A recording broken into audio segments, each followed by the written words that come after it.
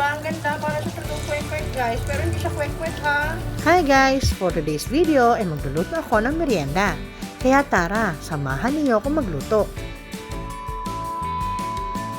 Tatlong ingredients lang ang kailangan natin para sa ating lulutuing merienda. Una, ang kamote, ang cheese, at ang harina. 3 kutsarang harina, yan lang. So, ang una, ilulutuin muna natin to, ilalaga muna natin siya, and then after natin siyang ilaga, ay dudurugin natin siya. So, tara na guys, magluto na tayo.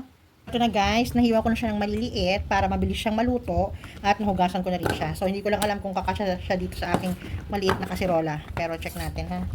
So, ilalaga muna natin siya. After natin siya ilaga, dudurugin natin. Nga pala, hindi ko nasabi sa inyo kung anong title nito. Kasi hindi ko talaga alam kung anong tawag dito. Pero sabi ni Kuya kanina, pwede ko itawag dito ay, ano nga yun? Kamote cheese ball. O, di ba? So, may mga nakita na ako nagluto nito eh. Sa ano, kung saan-saan.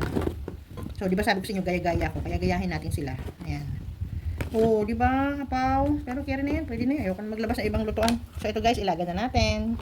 Tada! Oh, di ba guys? Luto na. Ayan, umusok-usok pa. O, di ba, kakahango ko pa lang yan eh. So, ang next natin gagawin ay dudurugin natin siya. So, wait lang. Kukuha ko ng tinidor. So, guys, try pala natin itong gamitin. Itong pandurog. O, di ba? O, nakita nyo ba? Ang galing ko, di ba? Ayan, durugin lang natin to guys. Tapos, pag nadurog natin to, lalagyan natin siya ng harina. Wait lang, kukuha tayo ng tubig.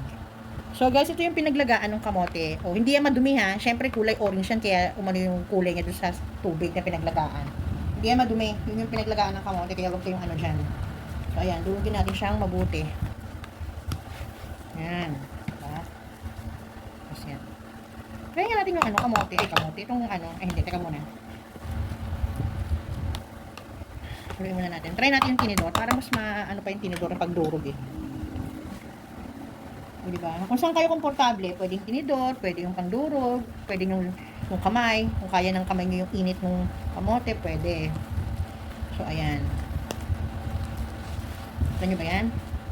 So, wait lang ha. Dudurugin ko muna mabuti. So, ayan guys. Carry na yan. Tapos, maglalagay tayo ng harina. Konti-konti lang guys ha. Tapos, hindi na rin ako mag-a-add ng sugar kasi may natural sweetness na yung kamote natin. Tsaka mamaya, ipapagulong natin siya sa... Optional yun na. So, mamaya ko na nga sasabihin. Baka sabihin nyo atat ako. So, kukuha muna akong kutsara. Wait lang. So, yun nga. Tubigan ulit natin. So, yun nga. Hindi na ako magdadagdag ng sugar. Pero nasa inyo yun. Kung gusto nyo dagdagan ng sugar, pwede naman.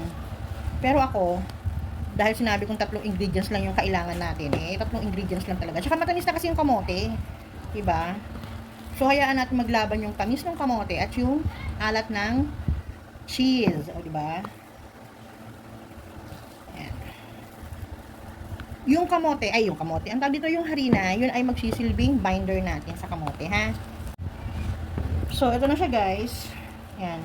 Nailagay ko lahat yung ating 3 kutsarang harina. So, palalamigin ko lang siya ng konti, tapos bibilugin ko na siya. At papalamanan natin ng cheese. Diba? Di ba ako nakatikim na ito eh. Ngayon pa lang, first time pa lang. Kaya ano, hindi ko alam kung anong lasa nito. Malamang masarap kasi ako gumawa, di ba? So ayan, palamigin ko muna guys ha, bago tayo magbilog. Tada! O, di ba guys, nag-try ako. Ayan o, 2. So, hindi ko maano yung sukat niya. Ito medyo maliit, ito medyo malaki. So, okay lang yan guys, trial and error, o di ba? So, pakita ko sa inyo kung paano ko siya ginawa ha. So, ito guys, isang kutsarang malaki. Ayan. Tapos, igaganyan nyo siya. Oh, may plastic yung kamay ko ah. Baka sabihin na naman nyo, ano, kayong ano dyan. Ayan, ipa-flat mong ganyan. Tapos, itong cheese. Wait lang, pakuha tayo. Itong cheese, ayan, ilalagay natin dyan. So, mas gusto ko kasi yung nakayod na cheese. Kasi yung, ano, yung buo-buo, di ba? At least, pag tinagat mo kasi, yung cheese, hindi siya buo-buo. Ayan, kasi medyo magme-melt ng kaunti yan eh. Tapos, igaganyan mo siya. Ayan. O, di ba, lumabas yung cheese. O, di tapalan mong ganyan. O, di walang problema, di ba? Sabi siya, masusolusyonan natin yan. So, ganyan. So, siguro isang ganito, busog na tayo. 1 o 2, ano? Kasi hindi pwede maliliit eh. Try ko nga na maliit. Wait lang. Guys, so, pwede siya ng maliit. Pero, konti lang din yung cheese natin. So, naisip ko, pag pinrito ko ba siya, kailangan ko ba siyang lagyan ng pan ko? O, ano, wag na. Wait muna guys, magbibilog muna ako, ha? So guys, ito yung nabilog ko, oh, di ba? Hindi pantay-pantay yung laki niya. Pero carry lang yan, guys. Makakain pa rin naman natin yan. So ito, medyo maraming cheese na nailagay ko. Tingnan natin kung lalabas ba siya. Mas maganda sana kung mozzarella cheese eh. Pero mas masarap ang cheddar cheese. O, di ba? Ayan, guys. 14 pesos lang to. So nagpapanit na ako ng mantika. And then, ipiprito na natin siya, ha? So, ayan guys, mainit na yung ating mantika. Hindi ko alam kung baka dumikit ba yan o ano. So, pare-pareho natin tuklasin kung anong mangyayari. Kung didikit ba o ano. O, di ba? So, hindi pa natin alam kung dumikit siya. Diba? Oops. Natin maliit. Oops. Yan. Okay naman na yan, guys. So, yan. Huwag muna natin galawin. Kasi baka, yung sa ilalim. Pero parang gusto kong silipin. Tara, silipin natin. Silipin natin, guys. Hindi siya dumikit. Diba? Diba? Ang galing ko talaga. Diba? Pero hindi ko na babalik ta rin. Pabayaan mo. Inano ko lang, tinry ko lang kung nakadikit ba. Pero hindi. So, hintayin natin siya maluto, guys. So, guys. Tingnan natin. Diba? Hindi pa luto. Pero balik ta rin na natin. Kasi atat ako. Diba? Ay! Nakadikit yung isa. Ayan. Parang kwek-kwek, guys. Diba? Parang siyang kwek-kwek. Diba? Kala nyo kwek-kwek, no? Guys, tignan nyo, lumalabas na yung mga cheese niya. Alam nyo kung bakit? Matigas ang ulo ko. Ginagalaw ko siyang pilit. Diba? Yung bang excited ako, dapat huwag natin bibiling-bilingin hanggat hindi pa luto. Ha? So, balikan natin siya, guys, pag luto na. Guys, hanguin na natin. Luto na siya. Pero dahan-dahan lang. Kasi tingnan nyo, nag-melt na yung cheese. Diba yung sarap-sarap. Pag magluluto kayo na to, guys, huwag yung galawin. Huwag kayong tumulad sa akin. Matigas ang ulo. Sinabi na nga, huwag balik. Ay, ito, maganda pattern ng kwek-kwek, So, kailangan natin patuluin mabuti kasi nasipsip niya mabuti ang oil. Ayan. So, yung cheese, ayan, ay kita nyo naman, di ba? Nagkalat na sa kawali. At yung iba, na flat na siya. Ay! Yeah! Hindi na siya bumilo. Malambot. Tada! Di ba? Luto na. Next. Next na, guys. Oops. Parang hindi ko sisikskin, guys. Kasi, kakainis. Tama naman yung 4. Pero may 4 pa di ba? Nakita nyo, di ba? Hindi natin siya gagalawin ng mga 1 minute. Ha? Bayaan muna natin siyang masunog dyan. Ay, maluto dyan, ha? Balikan natin siya pagka stable na yung niya. Pagluto na siya. So, guys, may 1 minute na. Balikan na natin. Di ba? Sabi sa inyo pagka talaga sumusunod sa instruction hindi masyadong napapahamak, di ba? Ang ganda. I'm so happy.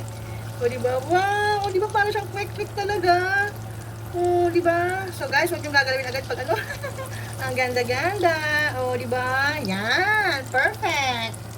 Ito na, hanguin na natin. Diba? Dahan-dahan lang kasi malambot, parang nakadikit pa. Hindi nakadikit. Di ba? Ang ganda, parang siya talagang kwek-kwek, guys. Pero hindi siya kwek-kwek, ha? Di ba? Nakadikit. Wait lang, ayusin ko muna nga. So guys, ito na yung last 4. Di ba?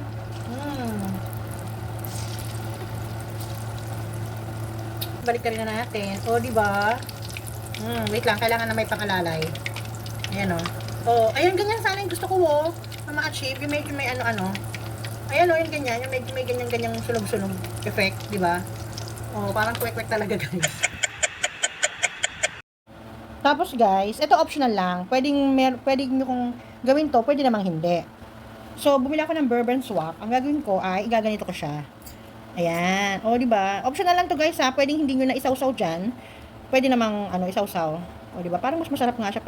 Guys, malinis yung kamay ko. Huwag nga kayong dyan, ha. Sabihin nyo, yung kamay ko. Ayan. Medyo malamig na to, Ayan. Guys, malinis yung kamay ko. Huwag kayong paulit-ulit. Ang sarap parang donut. Oo nga, no. Parang donut. Ayan. Kulang yung gatas. Kukuha na tayo sa gatas ni Kuya. Bonus pa abot kayong gatas ni Kuya.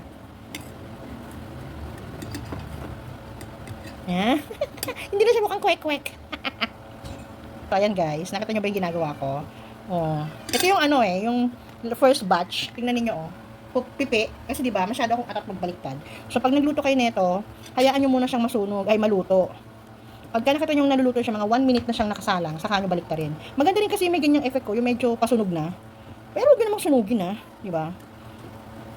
Diba? Wow. Magugustuhan kaya ito ng mga anak ko. Parang siyang donut. Pag natikman ko malamang. Excited na ako. Parang gusto ko nang kagatin, kaya lang mainit pa. Ito na po ang version ko ng kamote cheese ball. Sana nagustuhan nyo. Thank you for watching. Bye!